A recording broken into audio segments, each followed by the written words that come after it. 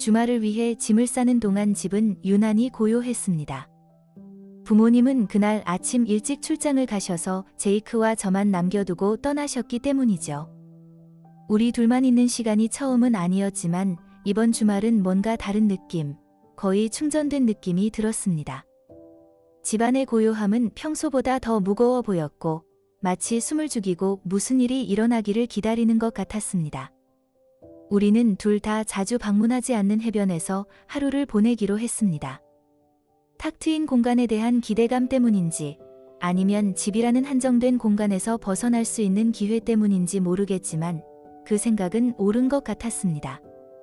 차에 올라타면서 저는 제이크를 더 많이 쳐다보게 되었습니다.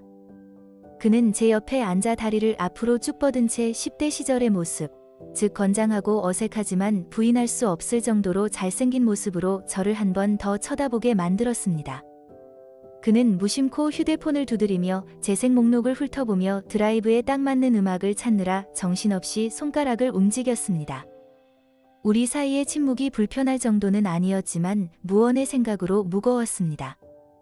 저는 그 침묵을 깨려고 노력했고 제 목소리는 생각보다 가벼워졌습니다.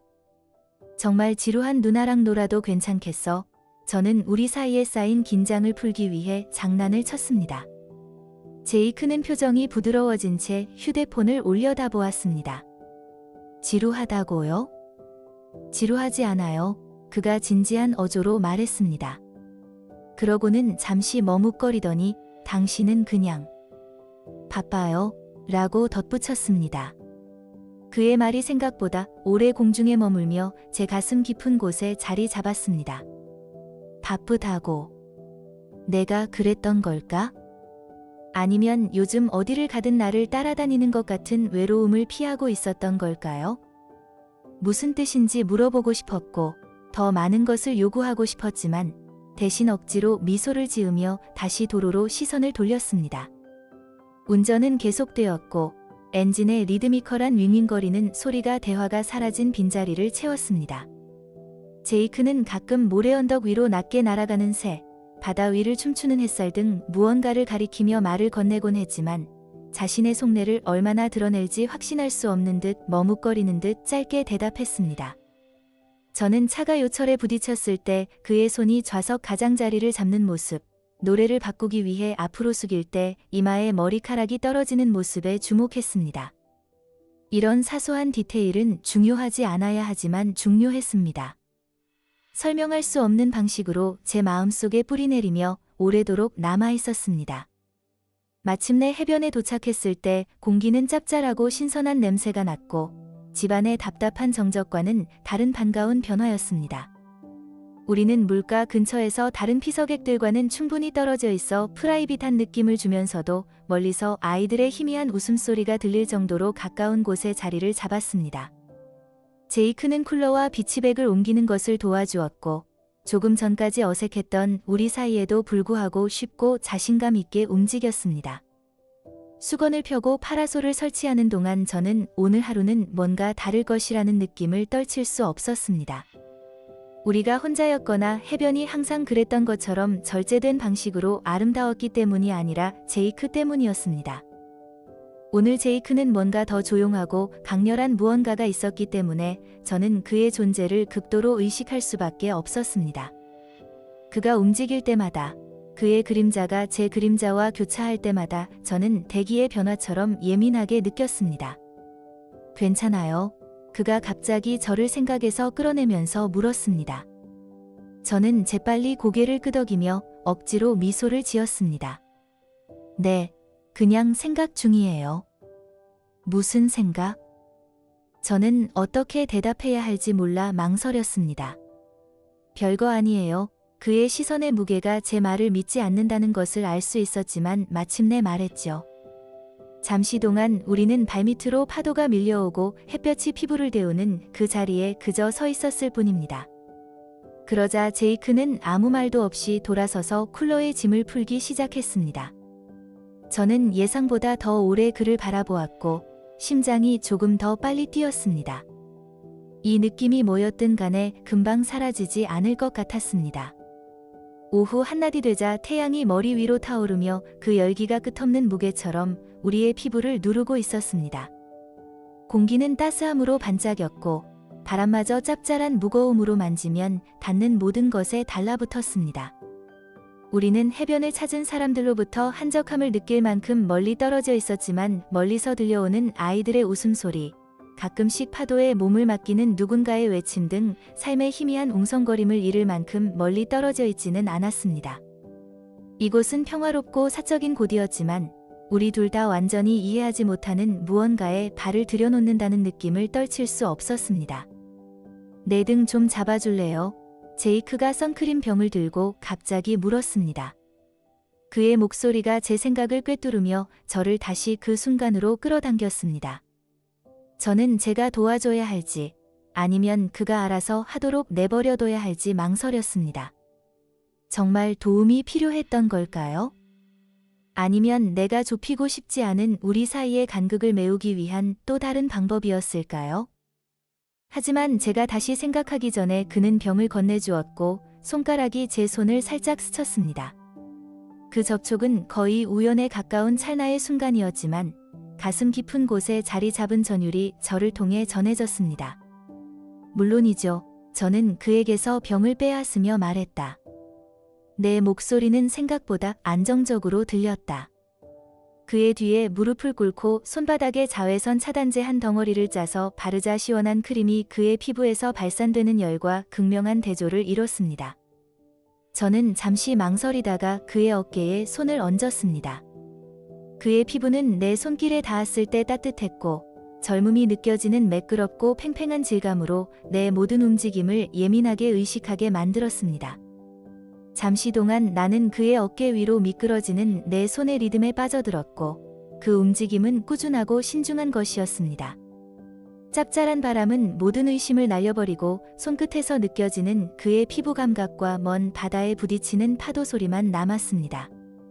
로션을 그의 등에 바르면서 처음에는 그의 근육이 약간 긴장했다가 제 손길에 익숙해지면서 이완되는 것을 느꼈습니다.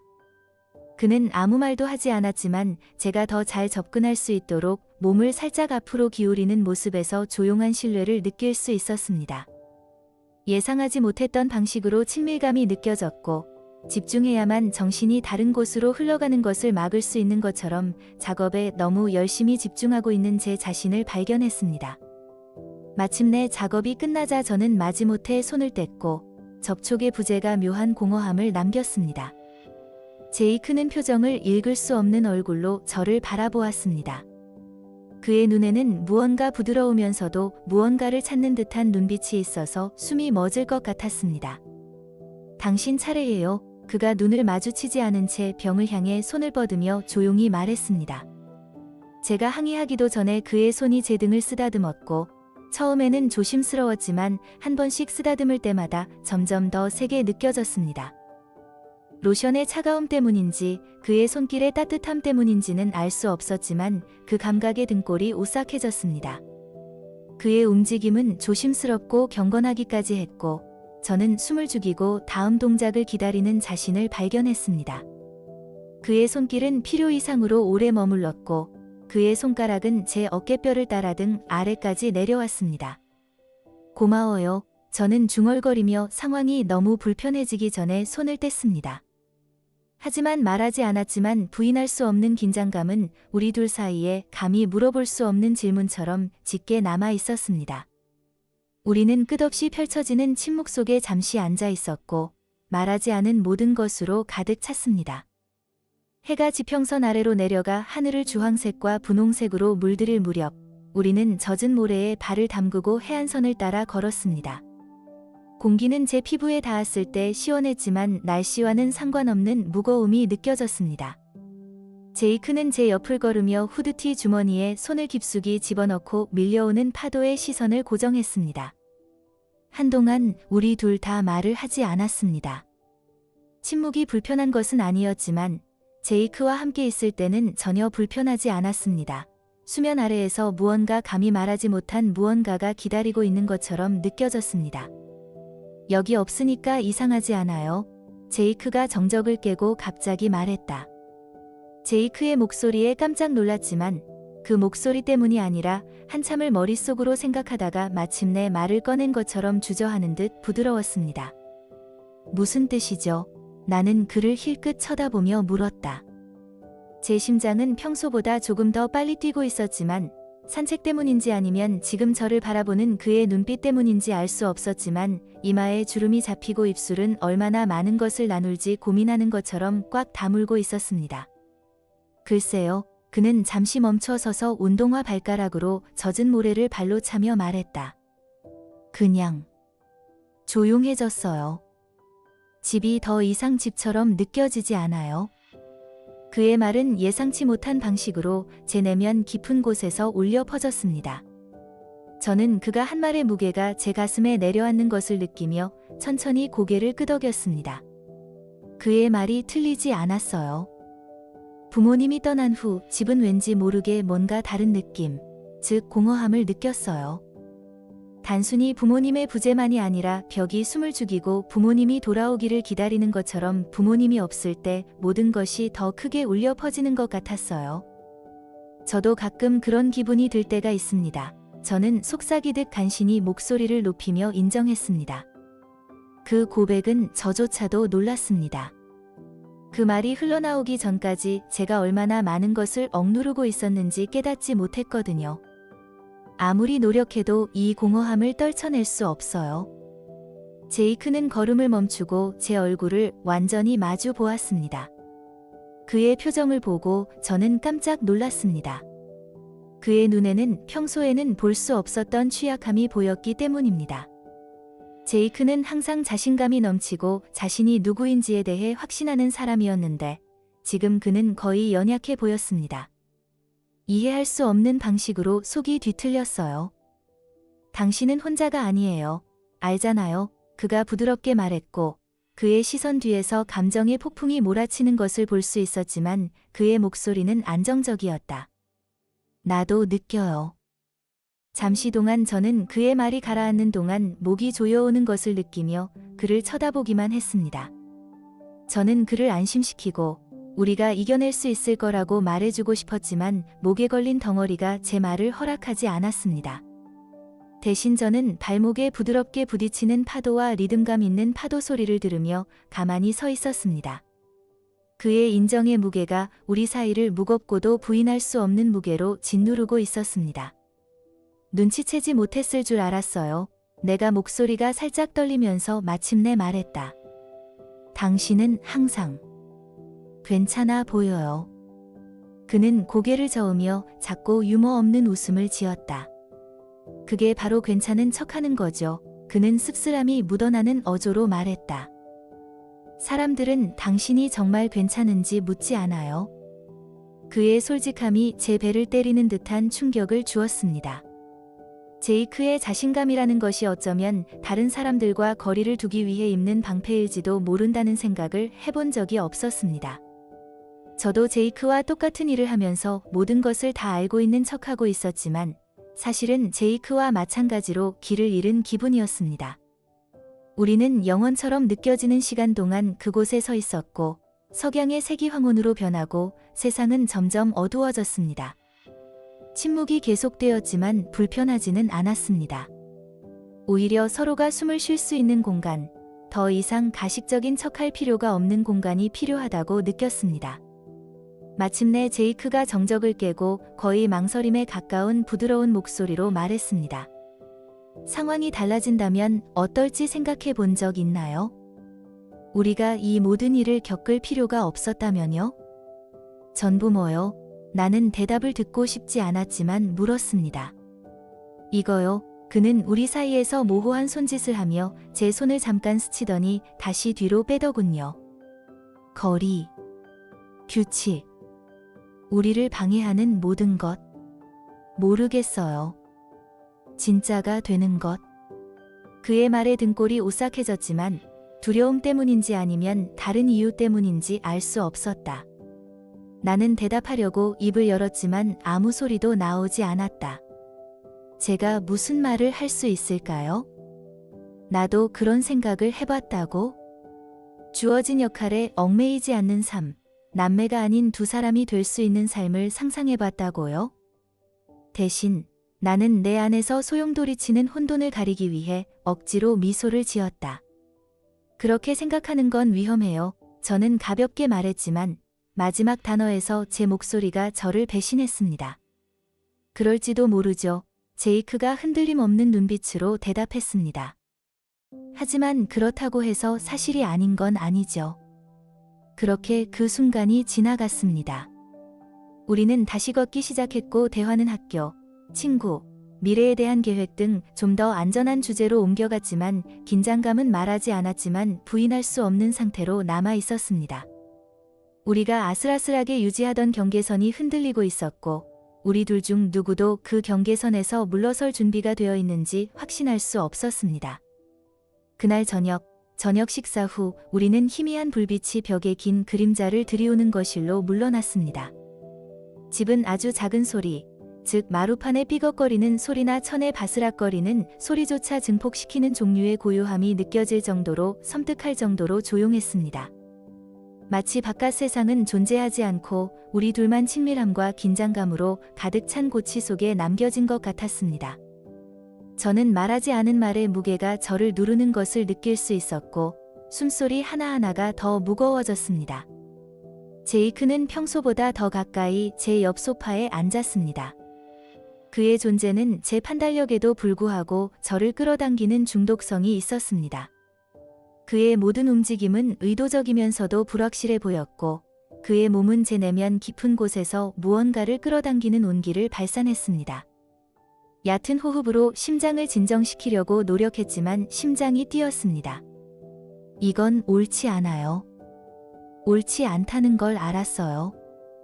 하지만 두 물체가 충돌할 때까지 서로를 끌어당기는 중력처럼 우리 사이의 끌림은 피할 수 없는 것 같았어요. 제인, 그가 속삭이듯 간신히 속삭이는 목소리로 말했다. 그의 목소리는 부드러우면서도 가슴을 조이는 강렬함으로 등골을 오싹하게 만들었습니다. 우리에 대해 생각해 본 적 있어요? 목구멍에 숨이 막혔다. 별표, 우리라는 단어는 무시할 수 없는 의미로 무겁게 허공에 매달려 있었습니다. 나는 그가 암시하는 바를 회피하거나 부정할 수 있는 대답을 찾기 위해 정신이 번쩍 들었습니다. 하지만 아무 말도 나오지 않았습니다. 대신 저는 귓가에서 두근거리는 맥박과 죄책감과 그리움이 내 안에서 싸우는 그를 바라보았습니다. 그러면 안 돼요. 나는 그의 시선을 피하며 겨우 더듬거리며 말했다. 제 눈은 바닥, 창문, 그의 얼굴이 아닌 다른 곳을 응시했습니다. 그를 쳐다보면 제 자신에 대한 연약한 통제력을 잃을까 봐 두려웠습니다. 하지만 당신은 있잖아요. 그의 손이 내 손을 찾았다. 그의 손길은 전기가 통하는 것 같았고 제 피부를 통해 억누를 수 없는 전율을 보냈습니다. 그의 손가락은 내가 떨어질까 봐 두려워하면서도 나를 놓지 않겠다는 결연한 의지가 있는 듯 제 손가락과 얽혀 있었습니다. 저는 그에게 항의하고 싶었고 우리가 절대 넘을 수 없는 선을 넘고 있다고 말하고 싶었습니다. 하지만 말이 떠오르지 않았어요. 그저 그가 얼마나 가까이 있는지, 그의 향기가 제 주변 공간을 가득 채우고 있는지, 그의 눈이 저와 닮은 연약함으로 저를 바라보고 있다는 생각뿐이었죠. 그는 단순히 질문을 하는 것이 아니라 자신을 드러내고 있었고, 제가 미처 깨닫지 못했던 자신의 일부를 드러내고 있었습니다. 그러면 안 돼요. 저는 떨리는 목소리로 반복했습니다. 하지만 그 말이 입술을 떠나는 순간에도 공허하다는 것을 알았습니다. 내 몸이 그의 쪽으로 기울어지고 내 손이 그의 손을 잡아당기는 대신 조이는 방식과 일치하지 않았기 때문이죠. 더 이상 제 자신을 의심하기도 전에 제이크의 자유로운 손이 제 뺨에 닿았고 엄지손가락이 제 피부를 부드럽게 스쳤습니다. 그 손길은 아프도록 부드러웠고 제가 생각지도 못했던 방식으로 저를 풀어주었습니다. 그의 시선의 무게에 제 결심은 무너져 내렸고 그의 표정에서 느껴지는 솔직함은 제가 쌓으려 했던 모든 장벽을 무너뜨렸습니다. 제발요, 그가 목소리가 살짝 갈라지면서 속삭였습니다. 이번 한 번만요. 이걸 갖게 해주세요. 그의 간청에 마지막 남은 내 저항이 무너졌습니다. 어떤 결과가 우리를 기다리고 있든 나중에 어떤 죄책감이 우리를 괴롭히든 그 순간에는 그 어떤 것도 중요하지 않았습니다. 중요한 것은 그가 저를 바라보는 눈빛과 그의 손길이 오랫동안 느껴보지 못한 방식으로 제가 살아있다는 느낌을 주는 것이었습니다. 그래서 저는 굴복했습니다. 앞으로 몸을 기울여 우리 사이의 거리를 좁히고 내 입술이 그의 입술에 닿아 부드러우면서도 금지된 키스를 했습니다. 우리 둘 다 감히 진짜라고 믿지 못하는 듯 처음에는 부드러웠고 주저했습니다. 하지만 점점 깊어지면서 더 급박하고 절박한 키스로 변해갔어요. 그의 팔이 저를 감싸고 더 가까이 끌어당겼고 저는 그에게 녹아들어 며칠, 아니 몇 주 동안 쌓여온 감정의 폭풍에 굴복했습니다. 찰나의 순간 다른 모든 것이 사라졌습니다. 죄책감도, 발각에 대한 두려움도, 우리가 무너뜨리고 있는 경계에 대한 생각도 없었습니다. 오직 제이크와 그의 따뜻함, 손길, 심장 박동이 저와 일치하는 모습만 있었죠. 그 순간에는 다른 것은 아무것도 중요하지 않은 것처럼 느껴졌어요. 우리는 서로에게 빠져들었고 우리 둘 다 완전히 이해하지 못했지만 거부할 수 없는 연결에 사로잡혔습니다. 하지만 그 순간이 지나자마자 현실이 다시 다가오기 시작했습니다. 우리가 저지른 일의 무게가 우리를 무겁고 숨막히게 짓눌렀습니다. 우리 둘 다 숨을 헐떡이며 서로의 눈을 바라보며 서로에게 없는 답을 찾느라 아무 말도 하지 못했습니다. 혼자만의 조용한 주말로 시작했던 일은 어느새 돌이킬 수 없는 상황으로 번져버렸고 이제는 되돌릴 수 없는 지경에 이르렀습니다. 다음 날 아침 눈을 뜨자 창문으로 햇살이 쏟아져 들어와 엉켜있는 이불과 내 옆에 빈 공간을 비췄습니다. 방의 밝기는 가슴을 짓누르는 무거움과는 극명한 대조를 이루며 잔인하기까지 했습니다. 제이크는 이미 아래층에 내려와 있었고 희미하게 들리는 설거지 소리가 어젯밤이 그저 평범한 저녁이었던 것처럼 평범하게 행동하려는 그의 시도를 암시하고 있었다. 그러나 그것은 결코 평범하지 않았습니다. 나는 천천히 일어나 이불을 방패처럼 끌어당겨 몸을 감쌌지만 내부에서 몰아치는 폭풍으로부터 나를 보호하는 데는 거의 도움이 되지 않았다. 그의 손길의 따뜻함, 그의 시선에 담긴 부드러움, 마치 한 몸의 두 반쪽인 것처럼 호흡이 일치했던 지난 밤의 단편들이 머릿속에서 재생되었습니다. 기억이 떠오를 때마다 죄책감이 밀려왔고 곧이어 혼란과 그리움, 그리고 정확히 이름을 지을 수 없는 다른 무언가가 밀려왔습니다. 우리가 무슨 짓을 한 걸까요? 어떻게 이렇게까지 내버려 둘 수 있었을까요? 질문은 끝없이 소용돌이쳤지만 답은 없었고 우리 둘 중 누구도 쫓아낼 수 없는 유령처럼 우리가 공유했던 것의 무게만 우리 사이에 매달려 있었습니다. 마치 몸만 움직이고 마음은 과거에 갇혀 있는 것처럼 저는 기계적으로 옷을 입었고 움직임 하나하나가 신중하면서도 공허했습니다. 마침내 계단을 내려오자 커피 향이 집안을 가득 채운 조용한 긴장감과 어우러져 저를 맞이했습니다. 제이크는 카운터에 서서 저를 등지고 수돗물 아래 머그잔을 헹구고 있었습니다. 제 발소리가 들리자 제이크는 고개를 돌렸고 잠시 동안 제이크는 저를 찾았고 저는 제이크를 피했습니다. 그러고는 곧바로 우리 둘 다 고개를 돌렸고 우리 사이의 공기는 무언의 말들로 가득 찼습니다.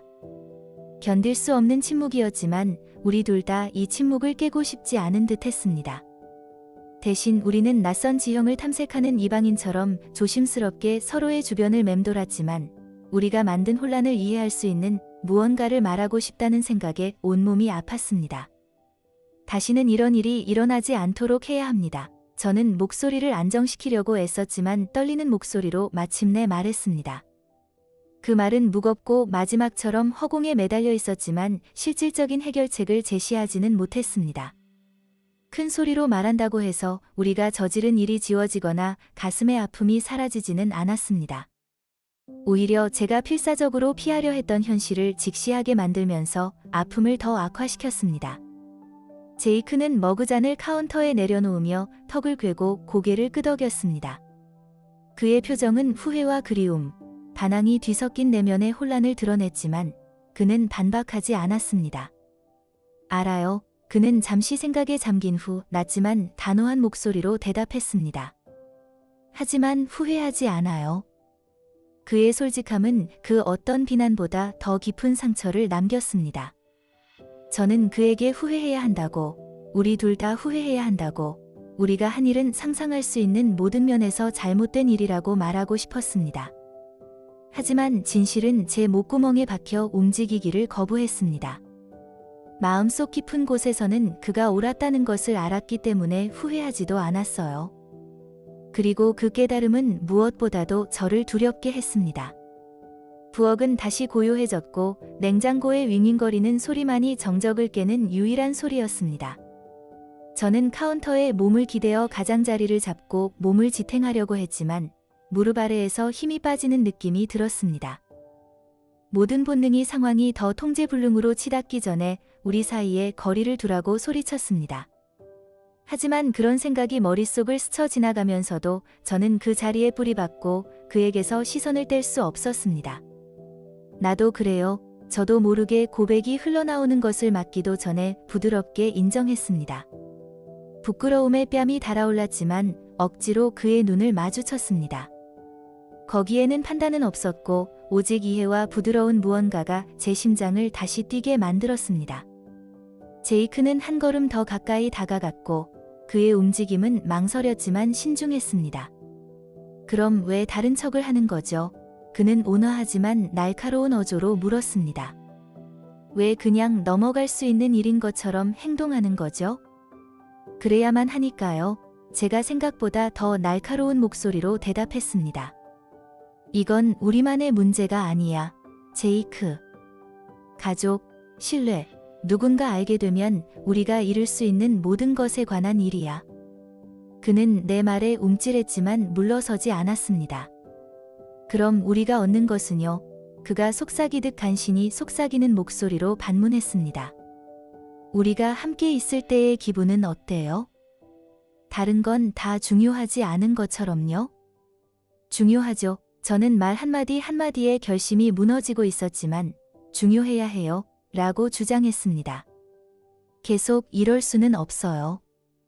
모든 것을 파괴할 거예요. 한참 동안 우리 둘은 아무 말도 하지 않았습니다. 우리 사이에는 팽팽한 긴장감이 감돌았고 우리 둘 다 완전히 이해하지 못하는 감정으로 가득 차 있었습니다. 마침내 제이크는 한숨을 내쉬며 답답한 마음에 머리를 손으로 쓸어 넘겼습니다. 좋아요. 그의 목소리는 체념으로 물들어 있었습니다. 그게 당신이 원하는 거라면 노력해 볼게요. 하지만 그 일을 잊어달라고 부탁하지는 마세요. 그럴 수 없으니까요. 그의 말이 무게처럼 제 가슴을 짓누르며 우리가 저지른 일의 현실에 제 발목을 잡았습니다. 아무리 시간을 되돌리고 싶어도 우리가 맺은 인연과 그로 인해 생긴 감정을 되돌릴 수는 없었습니다. 제가 할 수 있는 것은 한 번에 한 걸음씩 흔들리며 앞으로 나아가는 것뿐이었고 그 과정에서 우리 자신을 완전히 잃지 않기를 바랄 뿐이었습니다. 무언의 감정에 어깨가 긴장한 채 싱크대로 돌아서는 제이크를 보면서 저는 깨달았습니다. 앞으로 어떤 길이든 쉽지 않을 거라는 사실을요. 하지만 좋든 나쁘든 제이크와 저는 이제 단순한 혈연이 아니라 훨씬 더 복잡하고 연약한 무언가로 묶여 있었습니다. 그리고 좋든 싫든 우리는 함께 맞서야만 했습니다. 며칠 동안 저는 우리가 무너뜨린 장벽을 다시 쌓기 위해 열심히 노력했습니다. 제이크와 대화할 때마다 말 한마디, 눈빛 하나하나가 우리 사이의 무언의 긴장감에 짓눌려 외줄타기를 하는 것처럼 느껴졌습니다.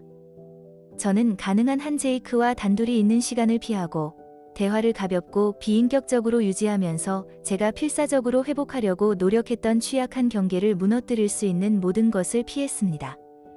하지만 그 노력은 저를 지치게 만들었고 공허함과 단절감을 느끼게 했습니다. 물리적 거리뿐만 아니라 날이 갈수록 점점 더 커지는 감정적 간극도 문제였습니다.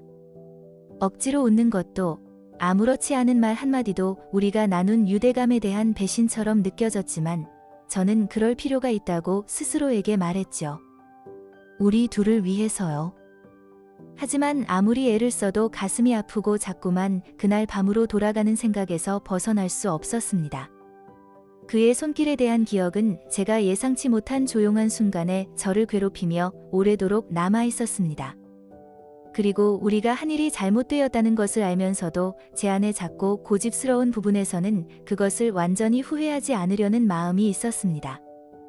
그 점이 무엇보다도 두려웠습니다. 어느 날 저녁, 해가 지평선 아래로 내려가 하늘을 황금색과 진홍색으로 물들이고 있을 때 저는 제이크와 현관에 앉아있는 제 자신을 발견했습니다. 계획한 것은 아니었지만 어떻게든 우리 둘은 끊을 수 없는 보이지 않는 실타래에 이끌려 그곳에 함께 앉게 되었습니다. 공기는 시원했고 근처 바다의 은은한 소금 냄새가 풍겼으며 귀뚜라미들의 리드미컬한 울음소리가 우리 사이의 정적을 채웠습니다. 한동안 우리 둘 다 말을 하지 않았습니다. 말하지 않은 모든 것의 무게가 공중에 무겁게 매달려 있었고 그 강렬함에 질식할 것만 같은 느낌이 들 때까지 저를 누르고 있었습니다. 마침내 저는 가슴이 두근거리며 그에게로 향했습니다. 우리 얘기 좀 해요. 저는 내 안에서 폭풍이 몰아치고 있음에도 불구하고 안정된 목소리로 말했습니다. 그 말은 우리가 나눈 친밀감에 비해 너무 형식적으로 느껴졌지만 꼭 필요한 말이었습니다. 지금 이 문제를 해결하지 않으면 우리 관계의 균열은 더 깊어질 뿐이었어요. 그때 제이크는 제 말 뒤에 숨겨진 의미를 찾으려는 듯 저를 바라보았습니다. 그의 시선에는 제 결심을 흔들리게 하는 취약함이 있었지만 저는 억지로 그의 시선을 붙잡았습니다. 이것은 나에 관한 것이 아니라 그와 우리에 관한 것이었고 우리가 한때 당연하게 여겼던 관계를 지키기 위한 것이었기 때문입니다. 당신을 잃고 싶지 않아요. 평정심을 유지하려고 최선을 다했지만 약간 떨리는 목소리로 말을 이어갔습니다. 하지만 우리가 이 길을 계속 간다면 우리가 가진 모든 것을 파괴하게 될 거야. 알겠어요? 그는 즉시 대답하지 않고 제 말을 처리하는 동안 턱을 굳게 다물었습니다. 잠시 동안 저는 그가 다른 방법을 찾을 수 있다고, 완전히 포기할 필요는 없다고 저를 설득하려고 할지도 모른다고 생각했습니다. 하지만 그 대신 그는 표정을 읽을 수 없는 표정으로 천천히 고개를 끄덕였습니다. 알겠어요. 그가 마침내 낮고 긴장된 목소리로 말했습니다. 마음에 들지는 않지만 이해해요. 그의 인정은 예상보다 더 큰 충격으로 다가왔고 그의 말투에 담긴 날 것 그대로의 솔직함이 제 스스로 쌓아올린 벽을 뚫고 들어왔습니다. 저는 그에게 다가가서 위로하고 모든 것이 괜찮을 거라고 말해주고 싶었지만 그럴 수 없었습니다. 모든 것을 다시 위험에 빠뜨리지 않고서는 말이죠. 대신 저는 얼어붙은 채로 무릎을 꿇고 두 손을 꽉 움켜쥐고 쏟아질 것 같은 눈물을 억지로 참으며 앉아 있었습니다. 이건 불공평해요. 그가 한참을 머뭇거리다가 겨우 속삭이듯 작은 목소리로 말했습니다. 이 모든 게 불공평해요. 저도 압니다. 감정의 무게에 목소리가 갈라지며 제가 대답했습니다. 하지만 인생이 항상 공평한 건 아니야, 제이크. 때로는 소중한 사람들을 위해 희생해야 할 때도 있죠. 그는 쓴웃음을 지으며 고개를 저었습니다. 희생이라는 말이 비꼬는 듯이 반복되었습니다. 지금 그걸 그렇게 부르나요? 그럼 뭐라고 부를 수 있죠? 저는 좌절감이 수면 위로 솟구치면서 맞받아쳤습니다. 제가 이걸 원한다고 생각하세요? 내가 당신을 볼 때마다 내가 찢어지는 듯한 느낌을 즐기는 것 같나요? 아니요. 그는 말투가 부드러워지면서 인정했습니다. 하지만 어쩌면 그렇게 쉽게 포기해서는 안 될지도 모르죠. 방법이 있을지도 모르잖아요. 없어요. 나는 목에 걸린 덩어리에도 불구하고 목소리를 단단히 가다듬으며 끼어들었다. 누군가를 다치게 하지 않고는 이 문제를 해결할 방법이 없어요. 그리고 이 일 때문에 알렉스를 잃는 위험은 감수하지 않을 거예요. 동생의 이름이 언급되자 그는 정신을 차리고 우리가 잃게 될 현실이 가라앉는 것 같았습니다. 그는 패배감에 어깨가 축 처진 채 수평선을 바라보았습니다. 그럼 이제 어떻게 되나요? 그가 조용히 물었습니다. 우리는 앞으로 나아갈 것입니다. 저는 말을 하면서도 공허한 느낌이 들었지만 대답했습니다. 우리는 우리가 무너뜨린 것을 재건하는 데 집중해야 합니다. 애초에 우리가 이 일을 시작한 이유, 즉 우리가 사랑하는 사람들을 보호하기 위해 이 일을 시작한 이유를 상기해야 합니다. 제이크는 아무 반응도 하지 않고 사라져가는 햇살에 시선을 고정했습니다. 잠시 동안 저는 그가 제 말을 들었는지, 제 말이 그에게 전달되었는지 궁금했습니다. 하지만 제이크는 거의 알아차리지 못할 정도로 고개를 끄덕이며 자리에서 일어났습니다. 가봐야겠어요. 그는 감정이 없는 목소리로 말했습니다. 시간이 늦었어. 저는 그가 집의 그림자 속으로 사라지는 실루엣을 바라보았습니다. 그가 없는 현관은 더 공허하게 느껴졌고 그의 존재가 주는 따뜻함은 뼛속까지 스며드는 차가움으로 바뀌었습니다. 혼자 앉아 어두워지는 하늘을 바라보면서 저는 깨달았습니다. 경계를 설정하는 것은 단순히 우리 관계를 보호하는 것이 아니라 우리가 남겨둔 우리 자신의 조각들과 함께 살아가는 법을 배우는 것이라는 사실을요. 그리고 우리가 좋든 싫든 그 조각들은 항상 우리의 일부가 되어 우리가 누구인지, 앞으로 어떤 사람이 될 것인지를 형성할 것입니다. 그 후 몇 주 동안 우리는 주말이 없었던 것처럼 일상으로 돌아갔습니다. 하지만 그 기억은 잊을 수 없는 노래의 희미한 메아리처럼 미묘하지만 항상 우리 관계에 드리워진 그림자로 남아 있었습니다. 우리는 식사를 나누고 정중한 대화를 주고받으며 정상적이라는 환상을 유지했지만 우리 사이에는 돌이킬 수 없는 변화가 일어났습니다. 우리가 공유했던 편안함은 사라지고 감히 누구도 언급할 수 없는 무언의 긴장감이 그 자리를 대신했습니다. 가끔 제이크가 저를 쳐다보면서 시선이 1초라도 더 머무르는 것을 발견하곤 했습니다.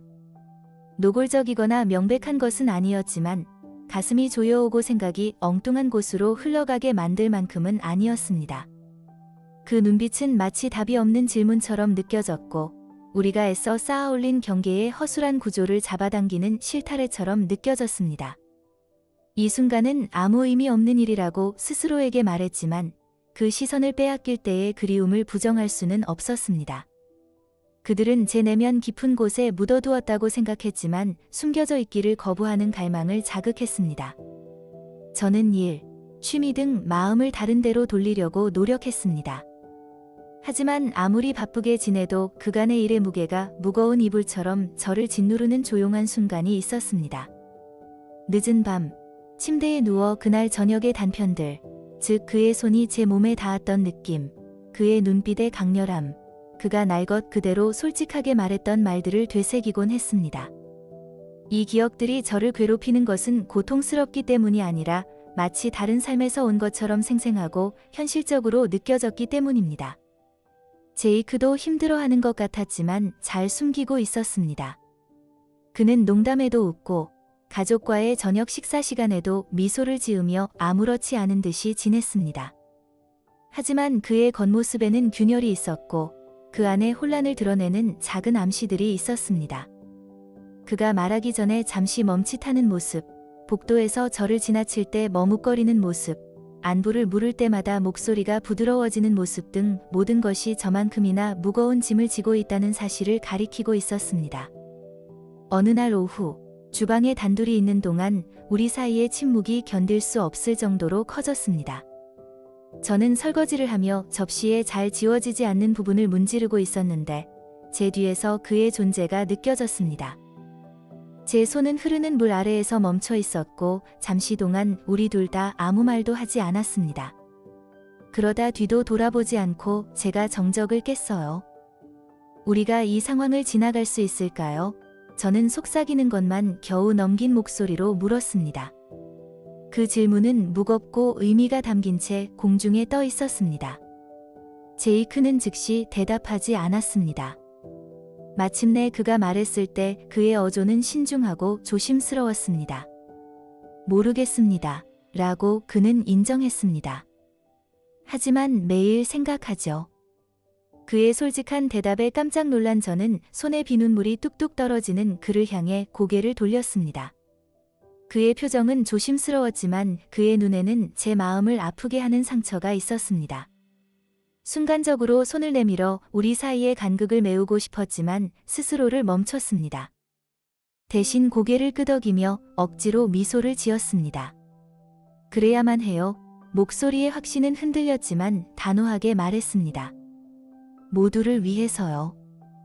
그는 쓴 것을 삼키는 것처럼 턱을 괴는 듯 천천히 고개를 끄덕였습니다. 당신 말이 맞아요. 그는 체념한 듯한 어조로 동의했지만 완전히 믿지는 않는 눈치였습니다. 우리가 알아서 할 겁니다. 대화는 거기서 끝났지만 불안감은 여전히 남아서 벗어날 수 없는 안개처럼 우리를 덮었습니다. 하루가 몇 주가 지나면서 저는 앞으로 나아가는 것이 경계를 설정하거나 아무 변화가 없는 척하는 것만큼 간단하지 않다는 것을 깨닫기 시작했습니다. 우리가 공유했던 것들은 시간도 거리도 지울 수 없는 우리 사이의 근본적인 무언가를 바꾸어 놓았습니다. 하지만 죄책감과 혼란에도 불구하고 제 안에는 그 기억에 집착하는 작고 은밀한 부분이 있었습니다. 그 기억을 되풀이하고 싶어서가 아니라 너무 늦기 전까지는 내가 갈망하는지도 몰랐던 관계를 떠올리게 했기 때문입니다. 여러모로 위험하고 무모하고 잘못된 행동이었지만 부인할 수 없는 현실이기도 했습니다. 그리고 어쩌면 가장 힘들었던 부분은 우리가 한 일이 단순한 실수가 아니라 우리가 좋든 싫든 우리 삶의 일부로 엮여 있다는 것을 아는 것이었을지도 모릅니다. 그래서 우리는 나란히, 그러나 몇 마일 떨어져서 붙잡는 것과 놓아주는 것 사이에서 불안정한 균형을 유지하며 계속 나아갔습니다. 우리 둘 다 이 길이 어디로 이어질지 몰랐지만 한 가지 확실한 것은 그 앞에 놓인 것이 무엇이든, 비록 함께가 서로의 거리를 유지하는 것을 의미하더라도 우리는 함께 맞서야 한다는 것이었습니다. 돌이켜보면 우리 사이에 일어난 일은 단순한 욕망의 문제가 아니라 부모님의 부재로 인한 공백을 채우기 위한 연결의 문제였다는 것을 깨달았습니다. 다른 누구도 줄 수 없는 방식으로 서로를 보고 이해한다고 느꼈던 순간들이었죠. 하지만 그것은 무모하고 이기적이며 잘못된 행동이기도 했습니다. 그 진실의 무게가 제 가슴을 무겁게 짓누르고 있으며 경계를 무시할 때 감정이 얼마나 쉽게 통제불능 상태가 될 수 있는지를 끊임없이 상기시켜줍니다. 그 선을 넘은 제 자신을 완전히 용서할 수 있을지 모르겠습니다.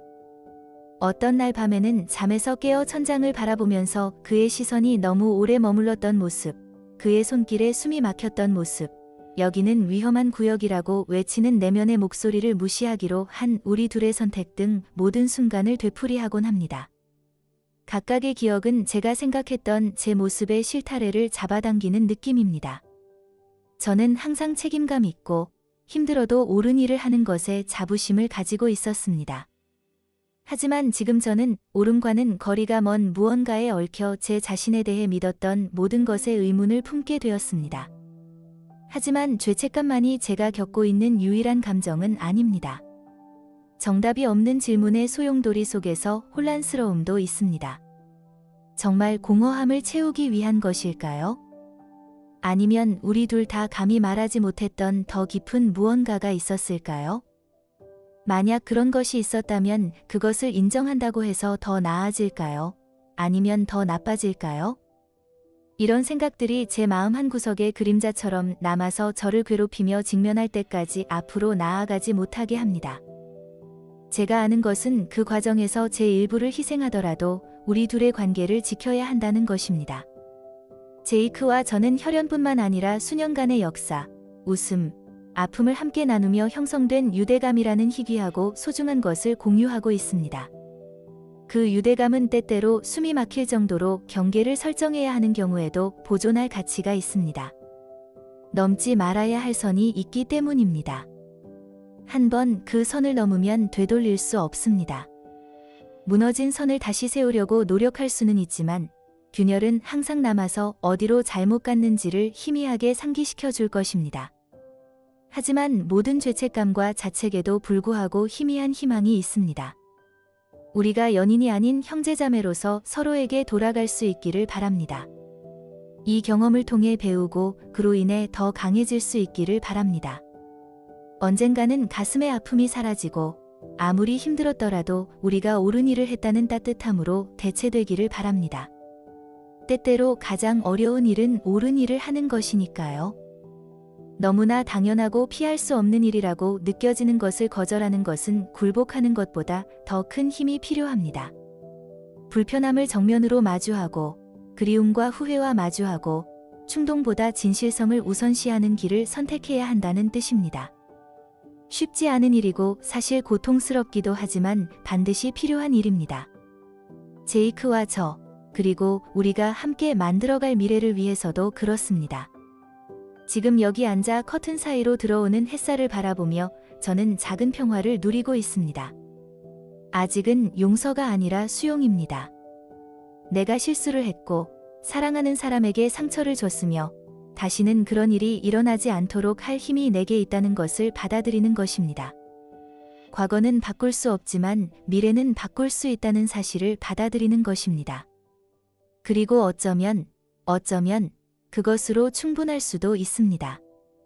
앞으로의 여정이 순탄치만은 않을 것입니다. 우리가 공유했던 것에 힘이 저를 압도하고 기억이 걷잡을 수 없이 떠오르고 그리움이 견딜 수 없을 정도로 커지는 날도 있을 것입니다. 하지만 한 번에 한 걸음씩 다가오는 도전을 받아들이겠습니다. 왜냐하면 저는 우리 둘 모두에게 계속 전진해야 할 의무가 있고 그것이 우리를 정의해서는 안 되는 방식으로 우리를 정의하지 않고 우리가 공유하는 유대감을 존중해야 할 의무가 있기 때문입니다. 그래서 저는 심호흡을 하며 현재의 순간에 집중합니다. 밖에서 지저귀는 새소리, 바람에 나뭇잎이 바스락거리는 소리, 내 심장 박동의 고요한 리듬. 이 작고 평범한 것들이 저를 다독이며 실수를 해도 삶은 계속된다는 사실을 일깨워줍니다. 이 경험의 상처는 영원히 저에게 남겠지만 저는 그것을 실패의 흔적이 아니라 성장의 신호로 보기로 했습니다. 결국 우리는 가장 어두운 순간을 마주해야만 우리가 진정 누구인지 그리고 어떤 사람이 되고 싶은지 발견할 수 있기 때문입니다.